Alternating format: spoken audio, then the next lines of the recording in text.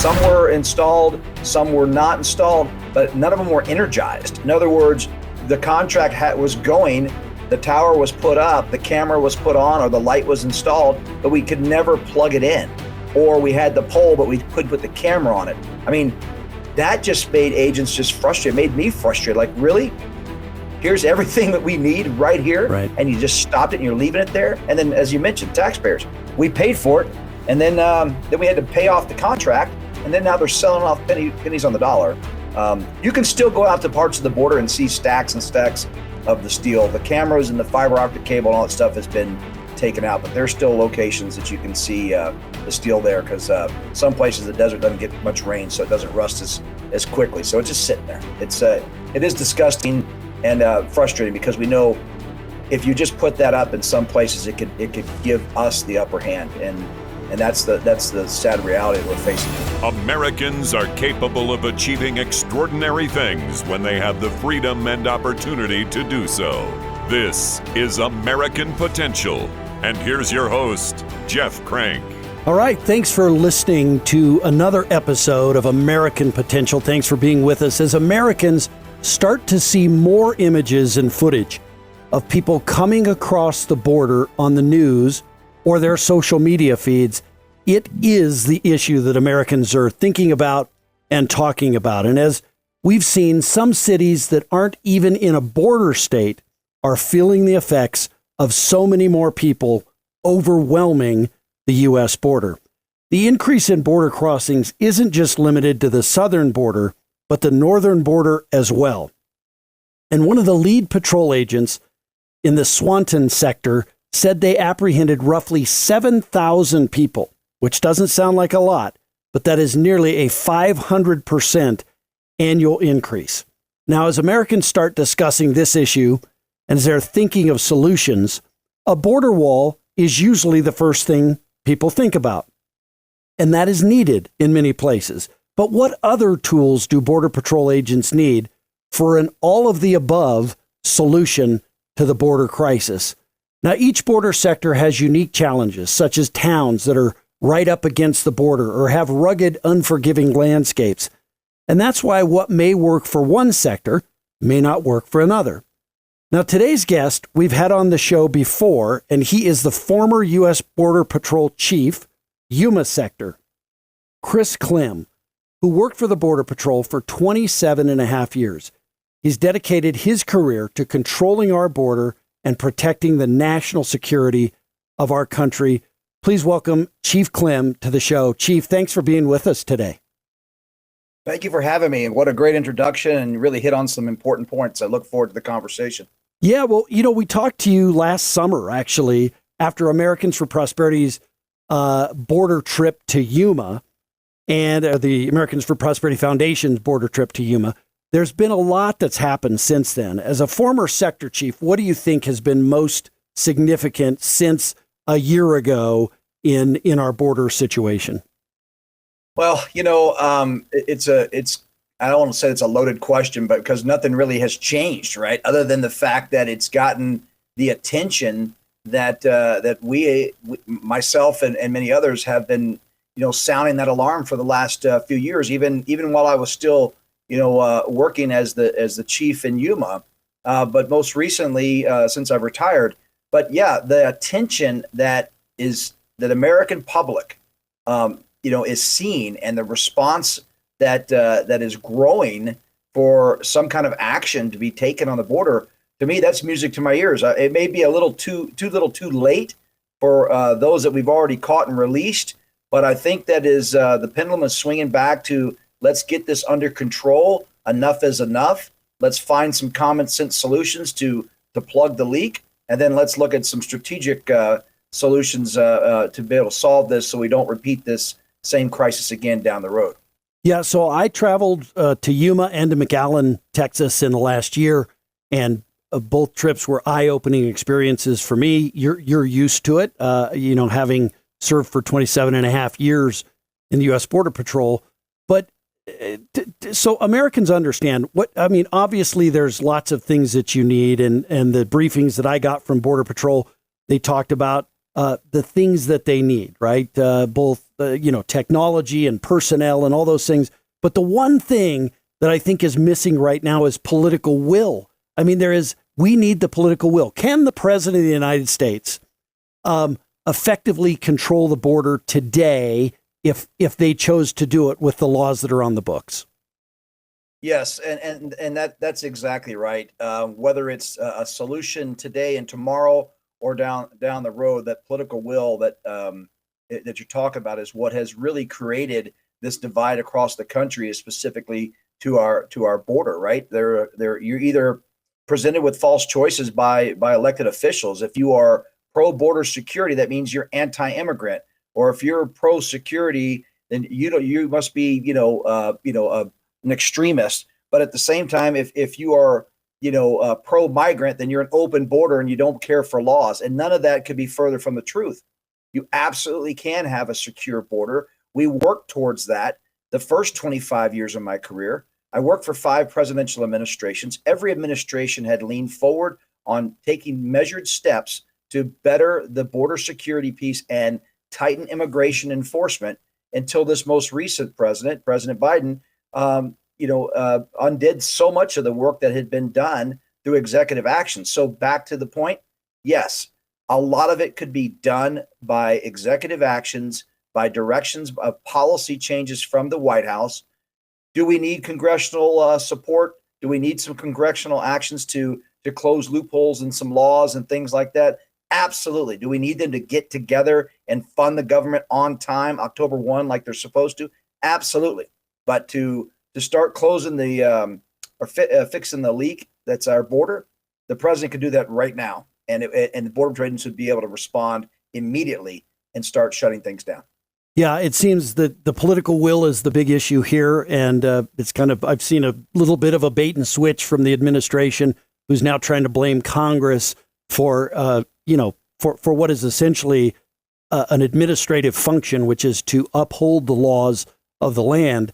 That's one issue, but let's talk about the border, some of the other things that you need. You are a supporter of building a wall in certain locations there, but also technology. I mean, a wall won't solve everything. That if we just build a wall, that's not going to automatically solve the problem. Let's talk about how we do solve the problem.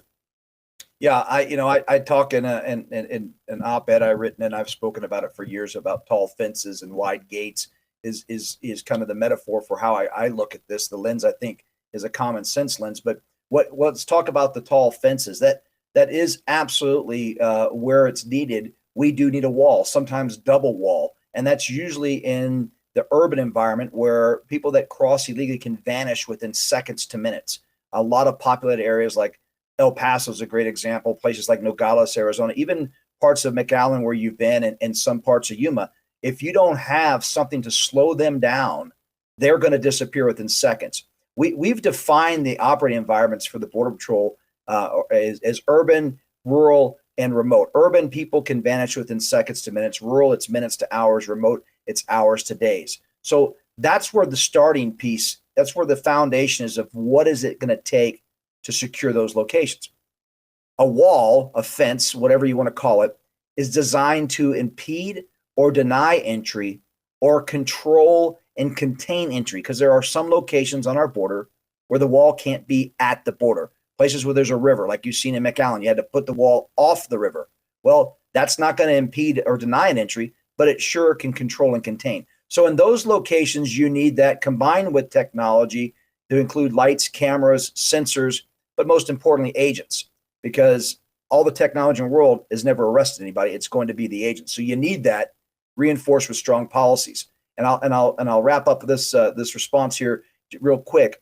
As you move to the rural and the remote areas, some of the requirements lessen. Like you don't need as much wall when you get remote area if it's so desolate, but you need technology, where you can have a remote camera system that can see for 5 to 10 kilometers. If you don't have an agent out there, they're gonna go over the wall, but that camera and those sensors can detect it to allow for the appropriate resources, i.e. agents, to respond. So each sector chief has that plan, and you kind of mentioned it in the intro.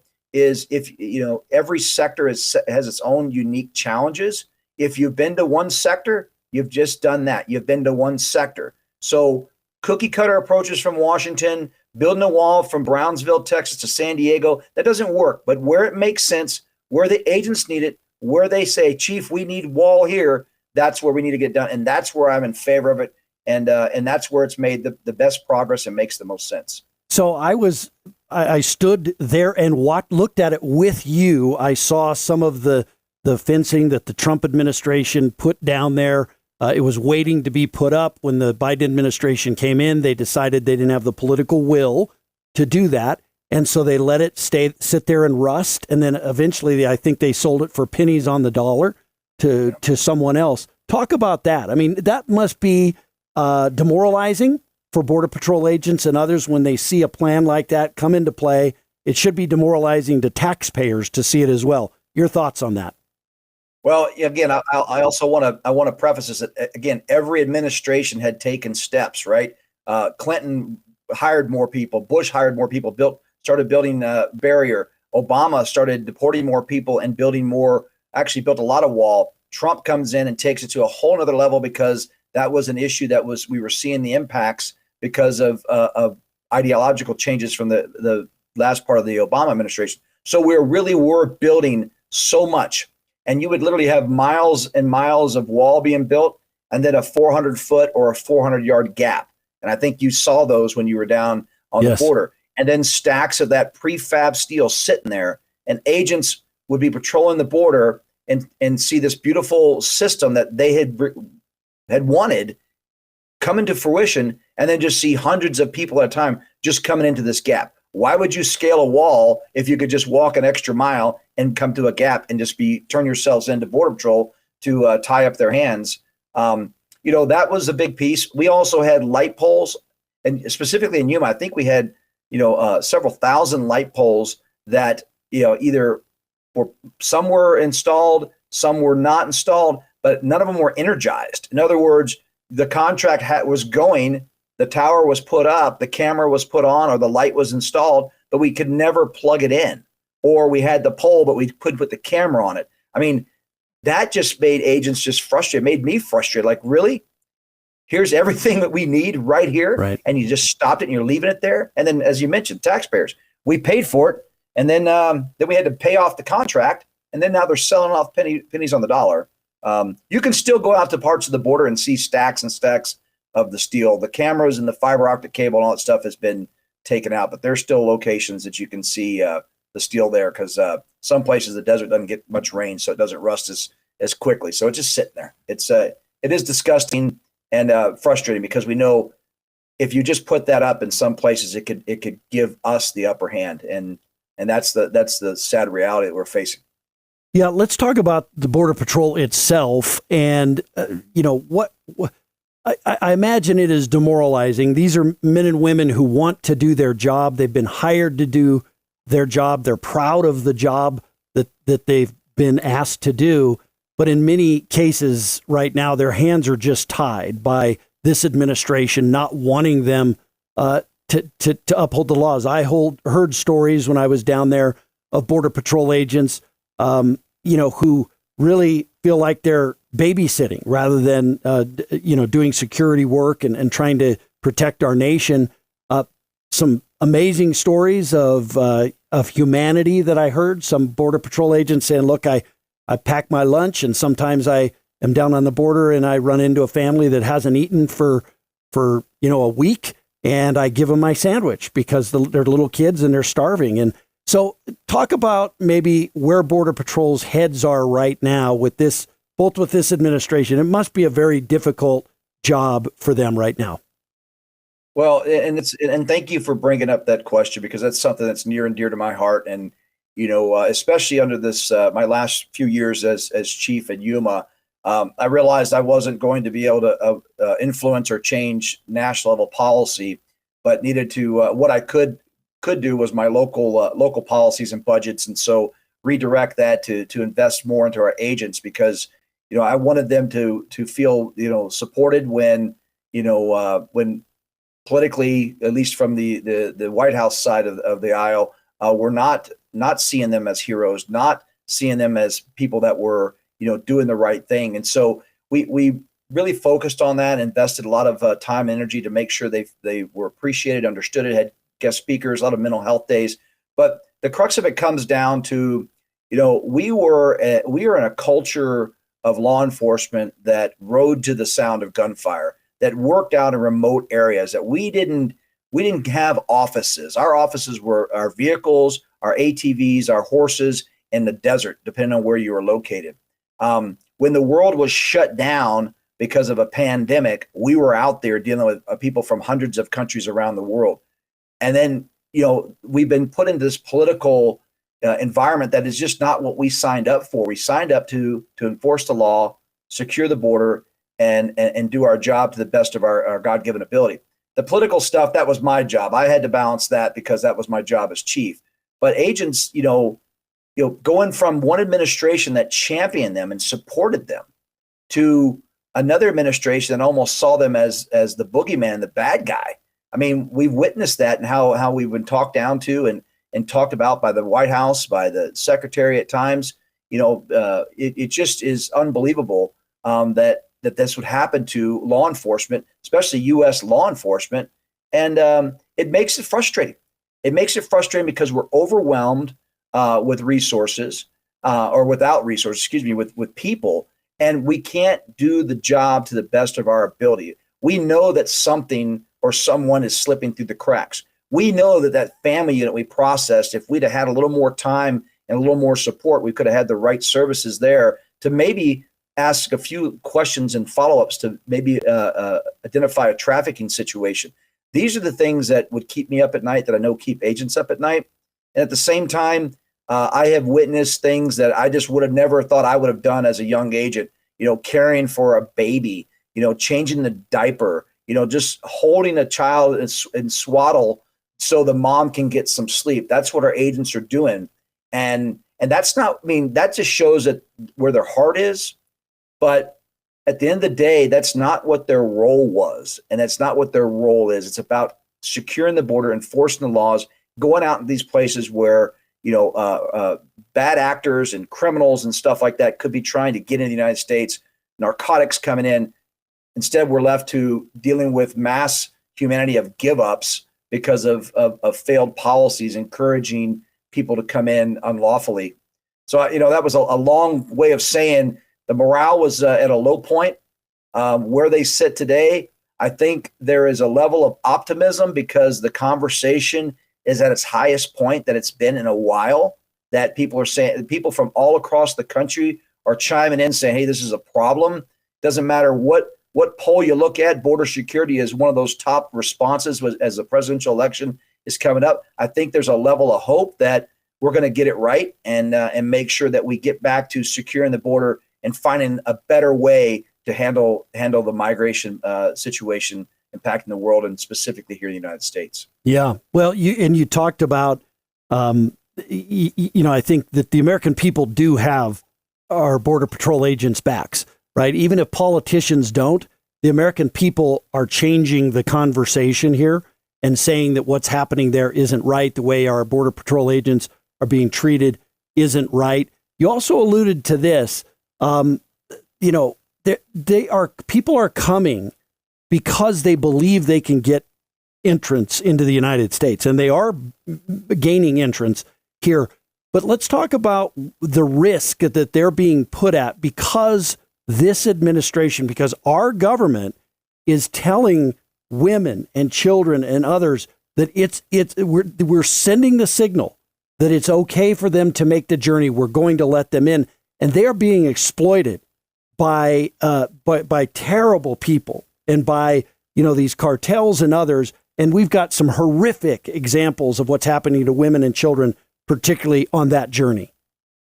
Yeah. So first point you made, and thank you for recognizing that the American people have the back of the U.S. Border Patrol agents. And I've been fortunate that the Americans for Prosperity Foundation has sent me around the country to talk to people throughout the country this last year and already this year. And I echo that. And I let people know, high-ranking people in the Border Patrol know that America's got their back. But I want to take it something that you said that is very critical. that we talk about in the sense of important. During the presidential or Democratic presidential primaries, then candidate Biden said, we need to let all these people know that they're welcomed here, that they need to surge the border. They need to come over here because they need an opportunity. So that was the first signal that said under a Biden presidency, we're going to give you a bite at the apple, whether his intent was this or not that's for another conversation. That sent a message to the cartels and the smuggling organizations that if President Biden or becomes President Biden, we can come to the border, we can get people in here, they're going to get a bite at the apple. And that has been one of the biggest pull factors that's encouraged people, not a push factor of climate change that's impacting their homeland. This is about, you're going to come to the United States, we're going to let you in, and we're going to let you stay if you meet certain requirements. Now, that in itself is not bad if we did that instantaneously within a few days or weeks of your arrival. Unfortunately, it's taken 4 to 7 years for the average hearing to be heard. So you've got people that are coming in that may not even get to a judge until 2031.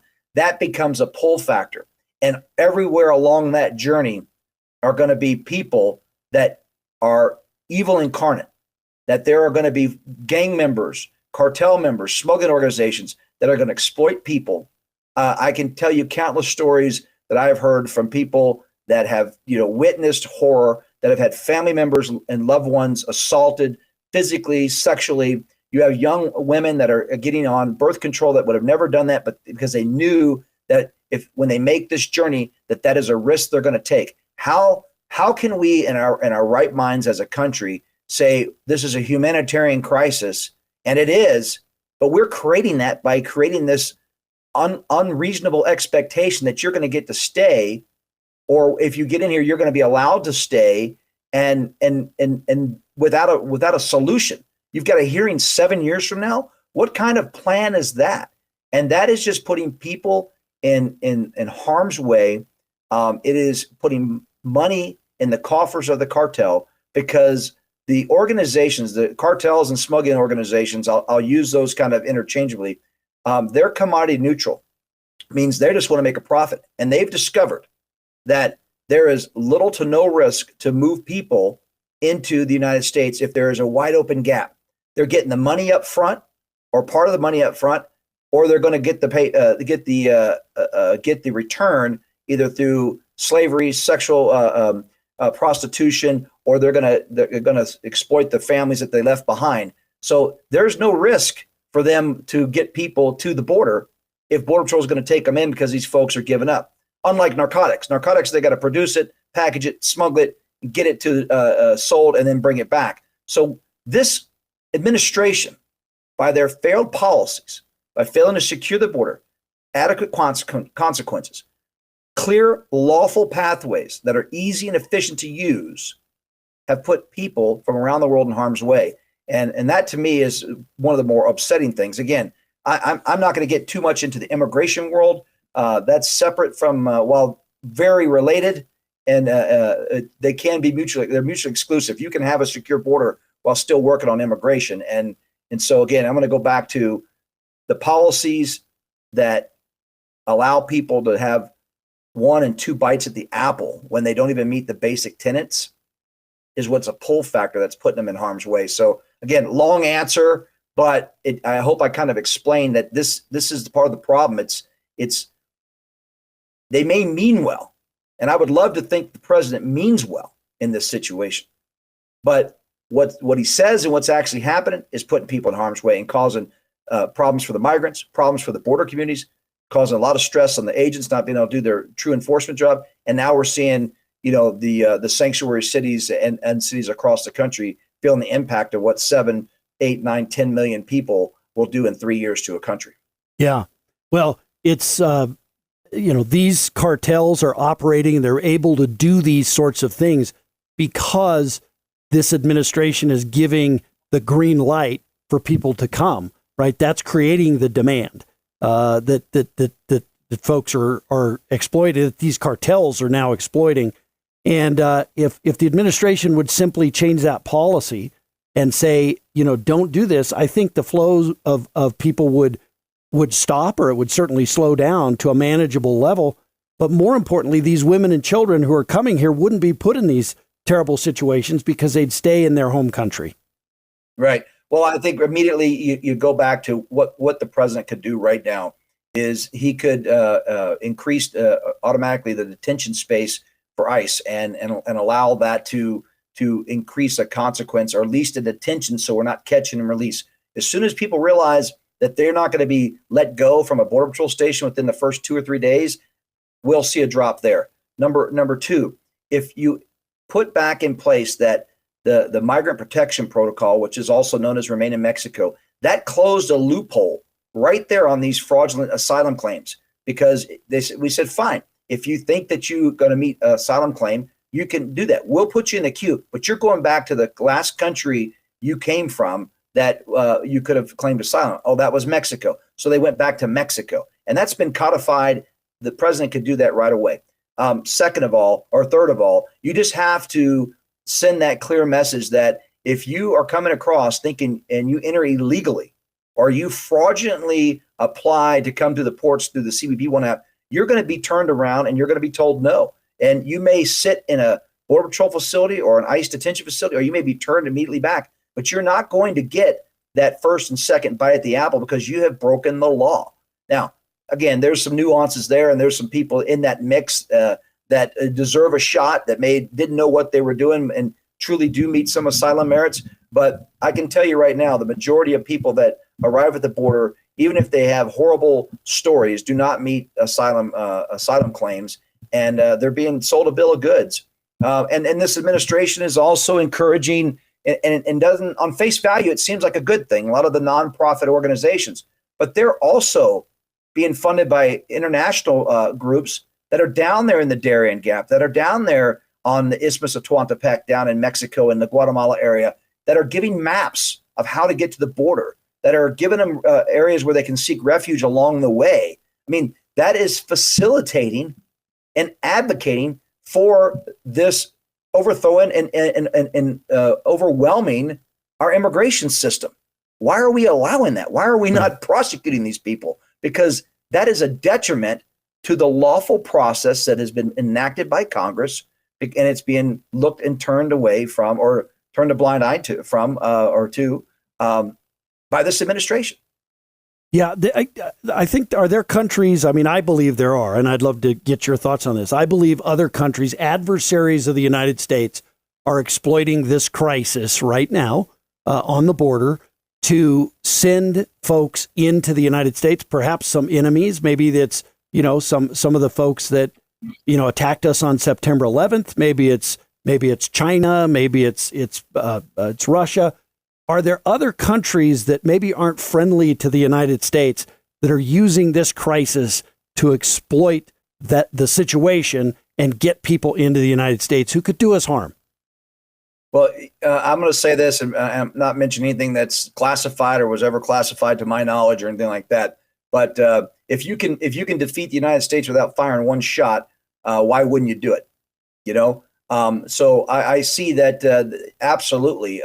My spidey senses go off. The hairs in the back of my neck go up every time I hear about 20,000+ Chinese nationalists coming across the border last fiscal year compared to a couple hundred the previous years. I'm not broad brushing an entire demographic of people or entire nationality, but China is an enemy of ours, right?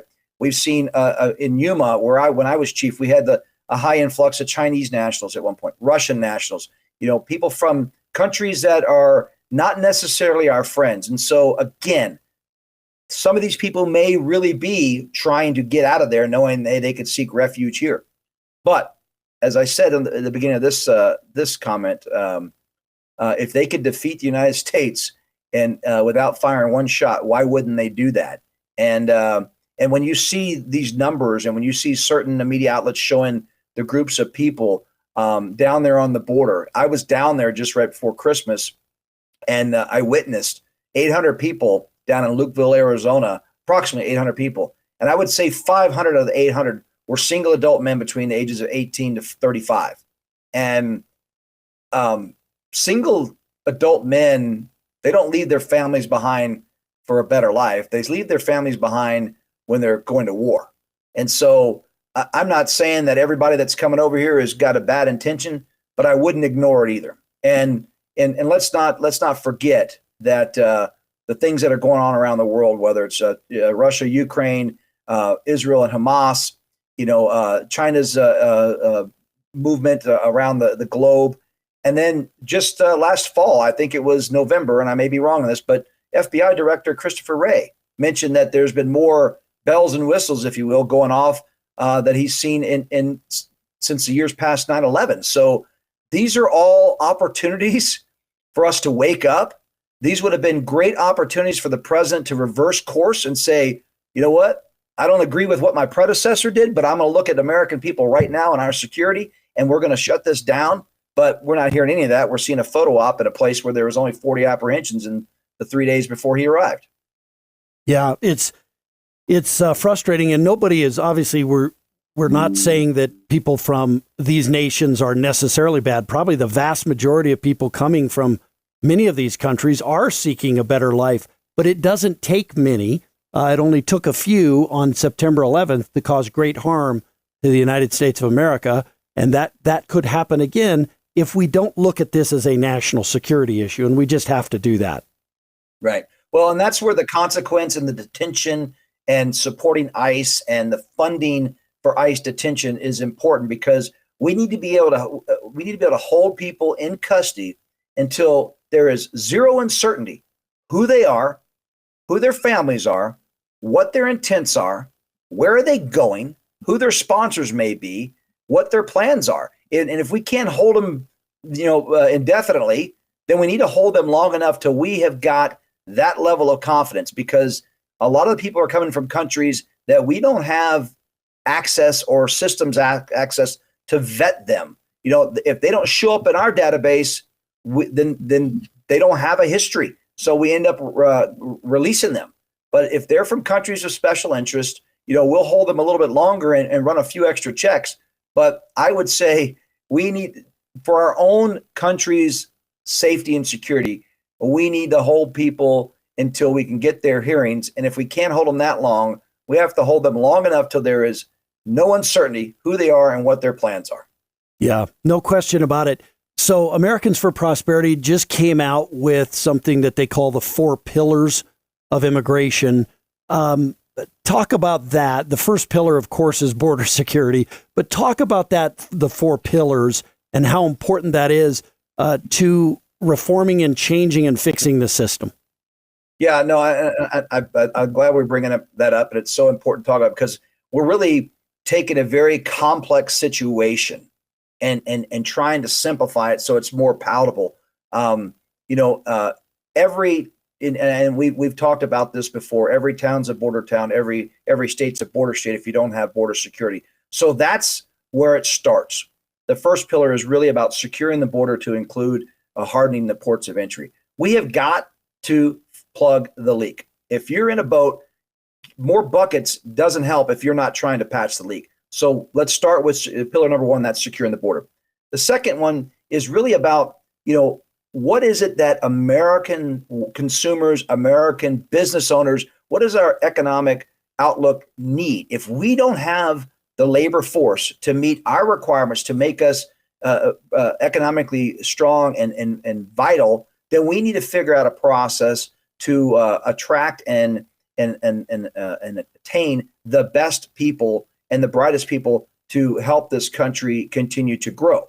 Again, if it's not here locally, we're going to have to find it, and we need to be able to revamp the system to do that. Third pillar is really kind of like clearing that path. It's that wide gate portion when I talk about the tall fences, but the wide gates, a clear path that helps honest people. If they're just trying to get a better life, maybe they're not being recruited for business, but they're like, hey, things are tough over here where I'm at. Maybe I don't meet the basic merits for asylum, but I need to get out to get a job to provide for my family. They need to be able to come up with a system that allows a little bit easier access for non-immigrant workers to at least come in here, or at least some people to come over here and seek refuge if that's the case, because right now the system is so backlogged. But with no uncertain terms, an 100% absolute consequence for anybody that is exploiting people or exploiting the system. If you're knowingly coming over here and abusing the system, you don't get to, hang out for 4 or 5 years to get your case. You're put on the next plane back to your country and you're deported. And I think that's also goes back to just fundamental principles of rule of law.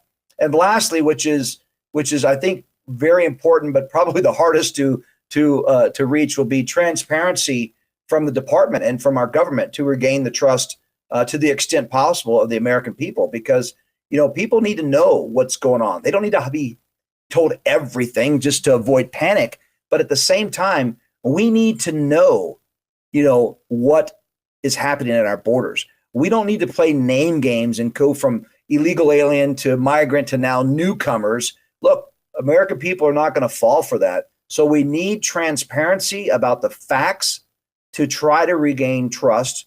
And to me, that's probably going to be one of the hardest hurdles to get over, because this administration and many of its supporters have been big on securing their narrative and not securing the border. But I think in order for us to get together as a country and come back together, transparency and trust is vital. And again, to me, that may be the hardest one for us to get over. But the first three, securing the border and the ports, attracting and attaining the best and brightest, and then a clear pathway with consequences for those that are violating it.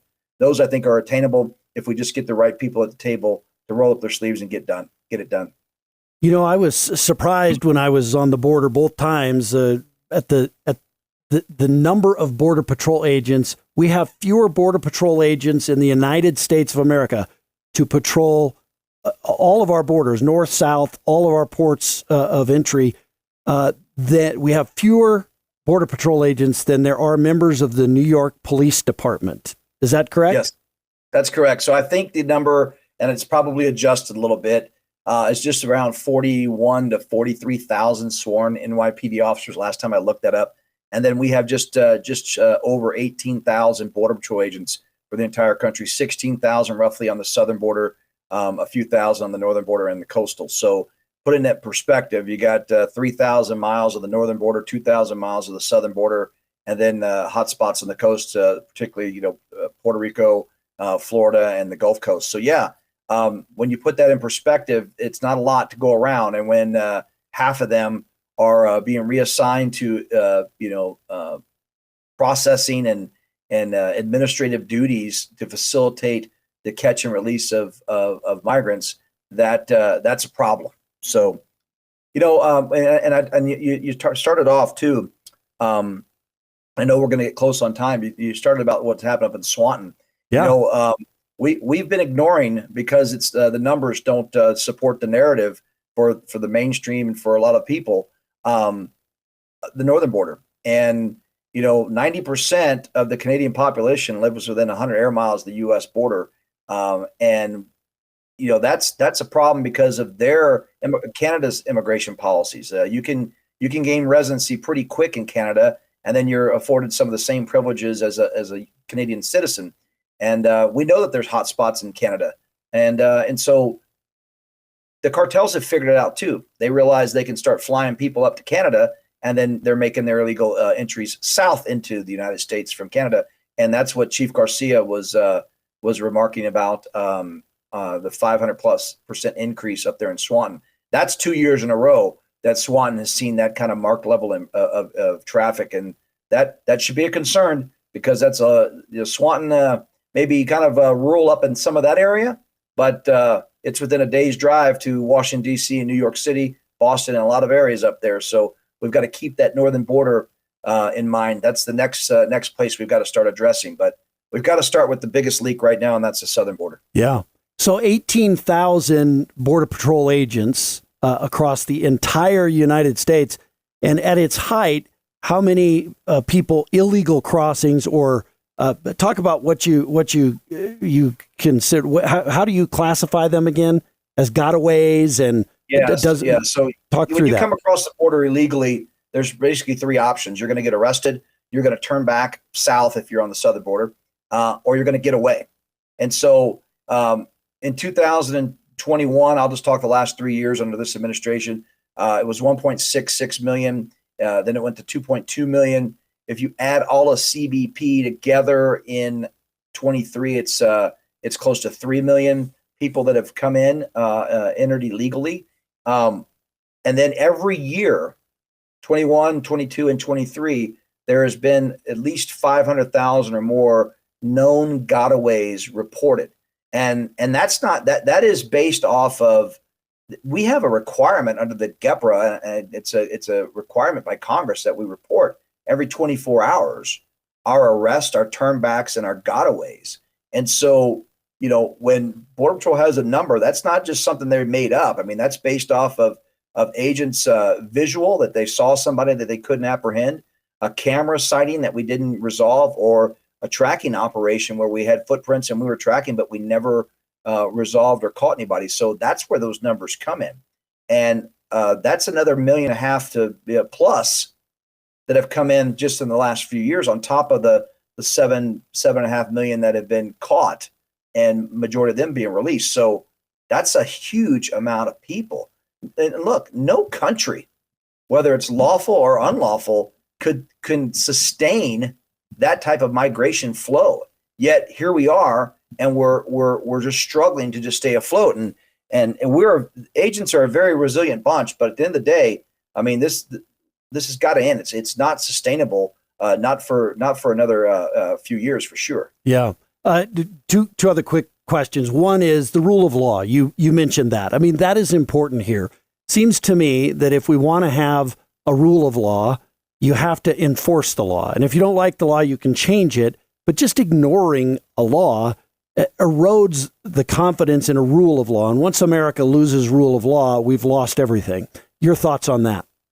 Yeah. So the law, when you come across illegally, is 8 U.S.C. 1325. I think it's been on the books since 1927, and it became a criminal code in 1929. Or I know we started in prosecuting. There's records that go back there. So there's that piece, right? So everybody that comes in illegally, regardless of their intent, whether their intent is to evade or claim asylum, that is a violation of the law. That triggers a legal process to set people up for immigration hearings. That means they get detained until they see the judge. But when the rule of law has been watered down and ignored and exploited, and people end up coming across, and then we have a sympathetic, oh, well, they're just asylum seekers, it shouldn't be illegal to seek asylum. Well, it's not, but it is illegal to enter the United States illegally. And so that becomes the problem, as people don't understand the rule of law, and many of our lawmakers don't understand their own laws that they're creating. That starts just disintegrating any foundation we have. And when you don't have a consequence for breaking the law, then that's what we are seeing today. When people realize nothing's going to happen to me, and if it does, it's going to be 4 or 5 years from now. What kind of rule of law is that? There's no place else in this country that you could just jump ahead of the line, that you could just take something from somebody, that you could just, go about your own way. Try sneaking into the Super Bowl without a ticket, see what happens. Try getting in front of a Taylor Swift concert without having a ticket. You'll be booted real quick, and probably prosecuted. Right. So, but when it comes down to the rule of law on our border, we want to ignore it and turn the other cheek. And it's a shame, because again, and I want to make it clear, not everybody is coming in with bad intentions, that they probably have a very difficult situation, and you and I may have chose to do the same thing one day if that was the case. But that doesn't mean everybody is good either, and they're looking to find ways to make exceptions to our laws, and that's a problem. And one last thing on that is, when you see states and local municipalities, ignoring federal immigration laws and making themselves sanctuary cities, I mean, that's just exacerbating the problem. It becomes another pull factor, and unfortunately, you're seeing cities around the country that are having tragedies happen because of some of their poor policies, because they wanted to get emotional instead of doing what was right. Yeah, no question that's a big problem, and that also erodes the rule of law. Just kind of final question. You talked about all these pillars and how important border security is, but we also do need, and you mentioned this as some of the other pillars here, of a good immigration policy. We also do want to reward good people who are trying to get to the United States. And in many cases, they're just being, as you said, is that, going to a Taylor Swift concert and cutting in line. All the people who are waiting to find a better life, those are probably people who want to come to the United States and be contributors and be good Americans who love our country. We've got to fix a broken system for them as well. Yeah, no doubt, right? And just like in any function in life or area of life, one bad apple can spoil the bunch, but it doesn't mean that everybody's a bad apple. Just like in police work, nobody despises a bad cop more than a good cop. And what I've seen and what I'm seeing is so many people that came in the right way, that waited in line, that went through the process, that recognized coming to the United States was such a privilege, and they didn't want to screw that up. There are the people that are going to wait in line. And they should not be penalized because of 7 million people who chose not to wait in line. And so we've got to figure that out. We've got to come up with a better plan. We've got to find a way to encourage a more efficient, guest worker program, things like that. I mean, it shouldn't take you 2 years if you're a small business rancher, or farmer, or small business owner that wants to that is looking for outside labor because you can't find it here. It shouldn't take you 2 years and thousands of dollars to try to get a handful of workers. We've got to do a better job at that. I don't know what that answer is, but I can tell you what we're doing right now is not, right? Again, people waiting in line to do the right thing, sometimes an entire lifetime to get a green card or to get a visa to come over here. And then we're going to let these people come across and say, yeah, feel free to move out the country. Here's a work authorization. We'll see you in 7 years. That is that fundamentally does not make any sense. So we go back to the people, we go back to the business communities, the local leaders, the mayors, everybody that has a stake in the claim, and say, hey, what is that you need? What is going to make you successful? What is going to make America prosperous? What's it going to be to ensure the safety and sanctity of your community? That's who we need to get the answers from. It's we the people, not because our elected representatives, while there's a handful of good ones on both sides of the aisle, majority are not out there living what American people are living. So we shouldn't be waiting on Washington to come up with the answers. The answers need to come up from the people, and we need to hold Washington accountable and have them, put things in place based on what people need, but not just what some lobbyists or what some people think they know. Go down to the border. Go down to the communities that are impacted, go back to the business and say, hey, what is it that you need? And that's how we'll start developing the plan for bringing people in and attracting and attaining. And then I think that's a step, right? Secure the border and then go to we the people to figure out what it is that we need, and then get to the table and start fixing this problem. All right, Chief Clem, thank you so much. I appreciate you joining us. First of all, thanks for your strong support for our country and our national security, dedicating your life to it really for 27 and a half years. Next time you talk with the men and women of the U.S. Border Patrol, tell them from me, from our listeners, from our viewers, thank you for all that they do, because we do have their backs and we do care about the great job that they're doing. And we do need to work to get better politicians and better decisions made by our government to help them out. But thank you for your time. Thank you. I appreciate it. And I'll let them know. You got it. All right, great. Well, listen, this is such an issue that has just rocketed to the forefront of the American people's minds right now. And as folks look at the bad policies of the Biden administration and what's happened, we know we can do better. And we can do better because the American people demand that we do better. Thanks for listening. I appreciate you joining us. Thanks again to the men and women of the U.S. Border Patrol and all the folks that do such a great job defending us and protecting us in the United States of America. Liberty and freedom, they're easily taken for granted. Don't take it for granted. Go out there, defend freedom, defend liberty. Thanks for joining us. Thank you for listening to American Potential. You may listen to more stories from Americans working every day to expand freedom and opportunity in their communities by visiting AmericanPotential.com.